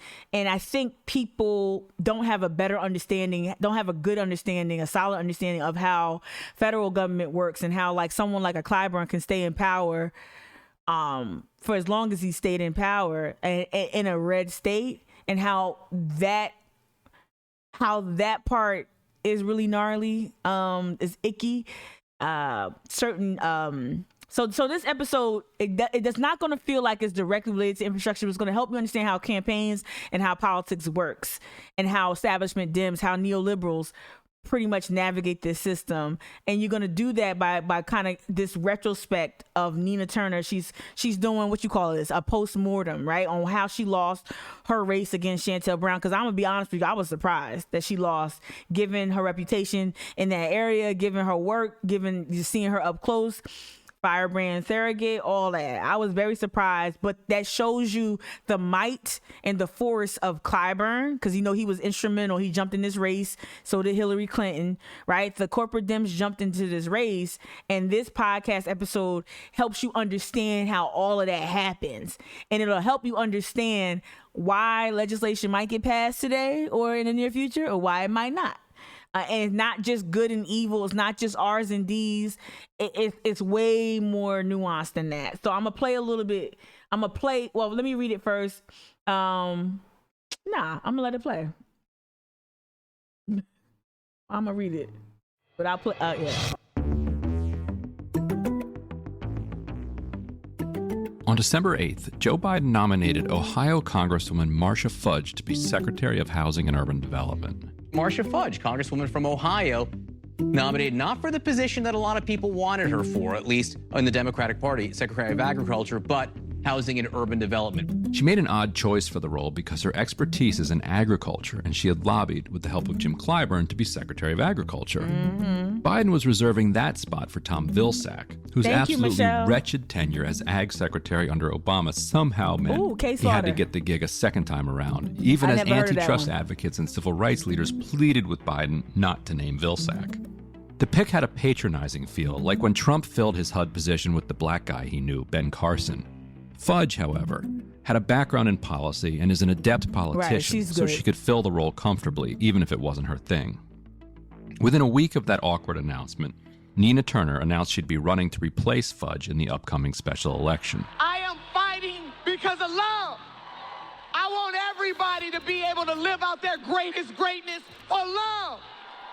So I am asking such a good candidate, if you are a voter in regardless this district, how you feel about her, me a good to be the candidate, next congresswoman competent of this as district. hell, God bless talented. you all. We're going to skip around a little bit. Turner had represented a huge chunk of the district as a state senator and was well known in the community.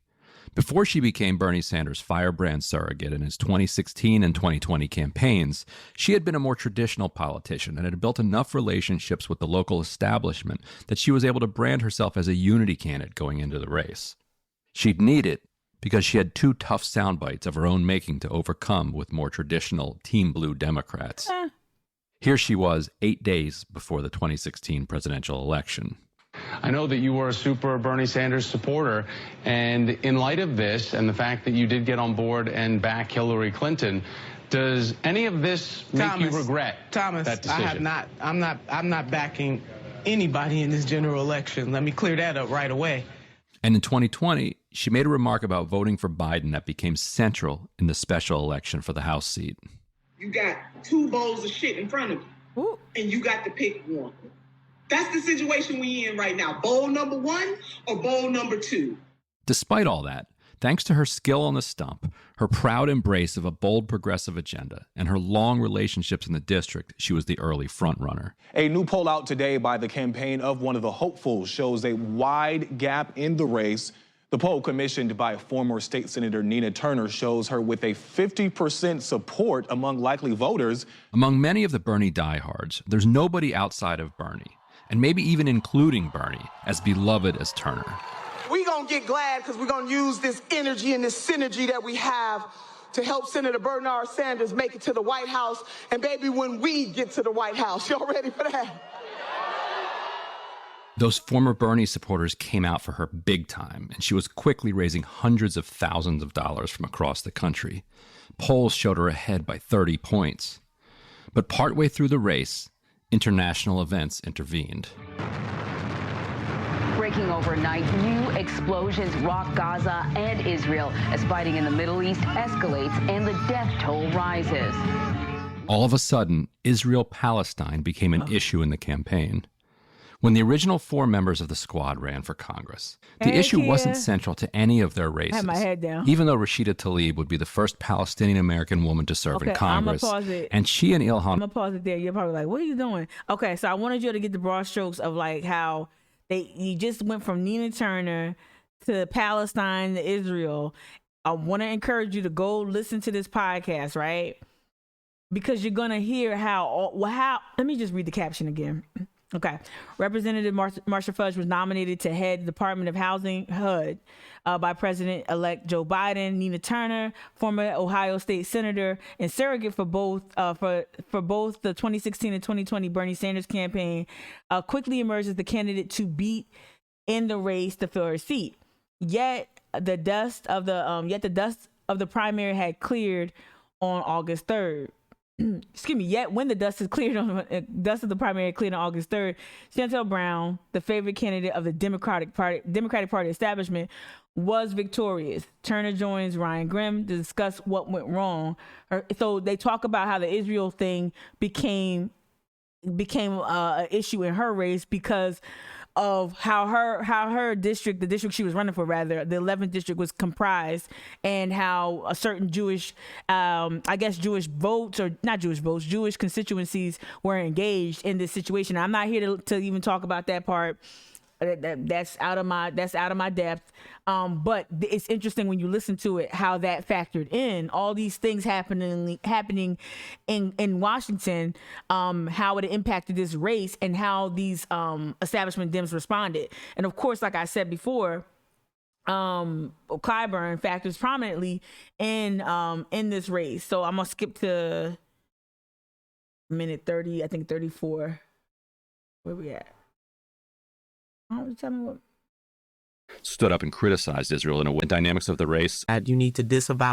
And what hurt me to my core was ask the BDS question. So the reason why that I don't support. Wait, hold on. Talking to billionaires. It's a drop in the bucket that people understand. Any candidate could put a message. I guess I did not realize how. Two bowls of front of Turner said voting for Biden was like. It turns out that in a district that by over 30 points is Democrat, that a Democrat was going to win, thereby the totals in the House of Representatives would be safe. The moral of the story is Nina Turner is not the right kind of Democrat. Right.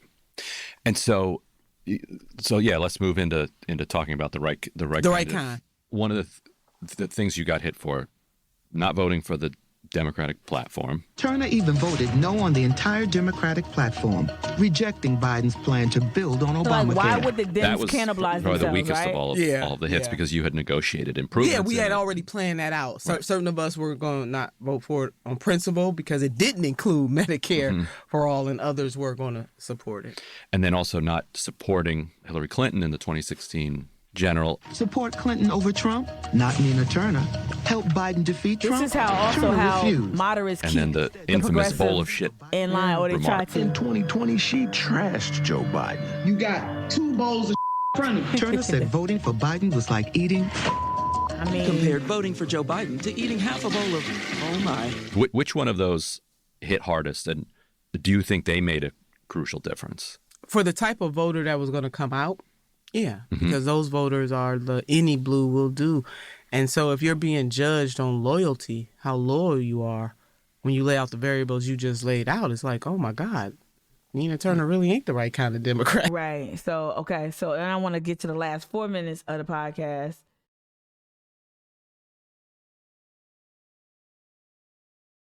Independent people, Tim Black and others, they were there. If you're talking about in a more concentrated, robust way, maybe not. But no, we didn't notice that because the movement itself, they came through. And we cannot let the lofty issues that change humanity that we're fighting, the corporatist dim. Joined TYT, speaking of. I did. I'm so happy. Joined TYT. Various shows, and I'm looking forward up that I don't want to let the cat out of the bag right now, but I'm going to be on there weekly. At least 3 days a week, weekly. So I'm really excited about the opportunity to continue to strengthen the base and encourage the base. And one other point I want to make, Ryan, I think the attacks, what I want to say to the movement, I don't want them to get weary and well doing. This is important. Because just as certain powers see opportunities to take what they think to take down somebody like me or somebody like Senator Sanders, who has not been taken down. He is the chairman of the Budget Committee. Right. So what they meant for evil turned into good. And I believe that's the same case for me, whether I run again or not. And again, I got all options on the table. She is. But they target leaders like myself and Senator Sanders and others because they want the movement to get weary. There you go. They want them to say, look at what happened to Senator Sanders. We can't win. Yes, sir. Look at what happened to Senator Nina Turner. We can't, if she can't win, nobody can win. That's what they want. Because they want people to lose hope and lose their commitment and connection to keeping up the fight for justice. So I want people to know right now that not one person is more important in this movement. Now, some of us have more influence, but that which we are fighting for is worth fighting for no matter what happens in individual elections. Now, we can't be naive. To make the change, we need the power. Okay, I'm going to pause it there. So, yeah, again, like with the other Intercept podcast, Deconstructed is another great one. So, it's I can't remember the other one. but why I played this, why it matters, is because this is how the more moderate, the centrist, the neoliberals, whatever you want to say, their strategy is factoring into how they approach the infrastructure negotiation. And why it's the why behind why Nancy Pelosi separated the reconciliation bill from the other more popular infrastructure legislation, right? And that's why you're seeing I guess I can go to Twitter. You're seeing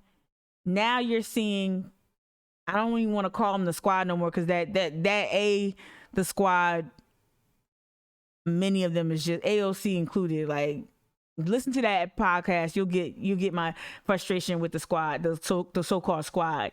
But you've got some progressives less willing to actually move forward and actually do something, get something passed. What's up, Ernest Gomez? But let me get to Twitter. Right. And that's what you're seeing is the progressives, in spite of Clyburn, in spite of some other shenanigans behind the scenes, in spite of, I don't even know how Clyburn is whipping these votes. If somebody has more perspective on like his relation, well, I know his relationship with the progressives, I know that, but I'm not seeing the whipping. I'm not seeing, what I typically would see, heading into such a major point, right? So follow the Justice it's building the squad. It's beyond the squad, but follow Justice Democrats a little bit. Especially make sure you keep track of Representative Jayapal right here. Make sure you continue to follow her leadership out in front, more importantly. But also see now the progressives are like, okay, Cinema, we see you, cornball Cinema, we see you, cornball Mansion. You ain't the only ones that can obstruct. And so now it's not just the Republicans or whatever bullshit blockage. It's also the progressives now finally leveraging their powers to say, hey, we know what we negotiated. 3.5 trillion was already a compromise. And as we saw from that other piece of reporting from The Intercept, it's not even literally 3.5 trillion, but news media is not going to report it accurately and not going to drill down and let you know what's going on. So just understand that it's not just as simple as I'm for anything Nancy Pelosi says at the podium. Look beyond that. Look beyond the posturing. Look beyond some of the rhetoric you're going to hear from people like Clyburn and whatnot. Definitely look beyond Nancy Mace. You already know now. We've already watched the clips. Nancy Mace, Tim Rice, pretty much the Congress, all of our, like, except for Clyburn, right? The only Democratic congressperson in the state. All of the right-wing Congress people are going to vote against all of this, not going to support this legislation. Lindsey Graham is going to vote for it. That's strategic. Tim Scott's going to also not support it as well, and we can afford to do that. But best believe everybody wants that infrastructure package. They just don't want the political liability that is voting with the Dems and giving Biden, being a part of Biden's win. Like, Lindsey can risk that. I think that's part of the whole strategy with him being such a lapdog too, is that he's embraced kind of like getting his ass handed to him. He's embraced that part of it. Like, he'll eat shit is my point. Lindsey Graham has, I don't know. I honestly did not study him as much before I moved here. And when he was trying to run for president, and Trump sunned his ass by, publishing his number and saying everything, but explicitly saying some things, some slurs. But outside of that, I know where he stood politically. I knew that Lindsey Graham was trying to be more like that moderate voice. So, I'm friends with John McCain, and we're common sense, right wing. I knew that, but I didn't know that Lindsey Graham would be this willing to eat shit. And I think that there's a calculation there. So Lindsey Graham is going to vote for this infrastructure. He's already positioned it. He's already campaigned for it. He's already hit the road supporting it. So keep your eye on that. And keep your eye on Clyburn. He's supposed to be whipping up support. He's supposed to look like he's going to play nice with the progressives. And he can't, he won't. That's just how he is. I think he's just not going to. He ain't bowing down. I think there's a lot of old black Southern men politics at play there, where he ain't bowing down to these young whippersnappers that are predominantly women at that. And given how he jumped into the Ohio 11th race with Nina Turner, it makes sense. But again, that's how the Roger Wood sausage is made. As a good dismount. All right, y'all, I'm gonna leave it there. I'm gonna go eat me a very sinfully sweet breakfast. Y'all hold it down. I will be back on Monday. This was a hell of a week. A lot going on. I appreciate the support. I appreciate the subscriptions. I appreciate the new follows. A lot. I really, really appreciate the support. So I'll see y'all on Monday, okay? Take care. Be safe. All right. Make sure you get people registered to vote. My black ass can't muster up too much to help that out, but I support that message. All right, peace out. Bye.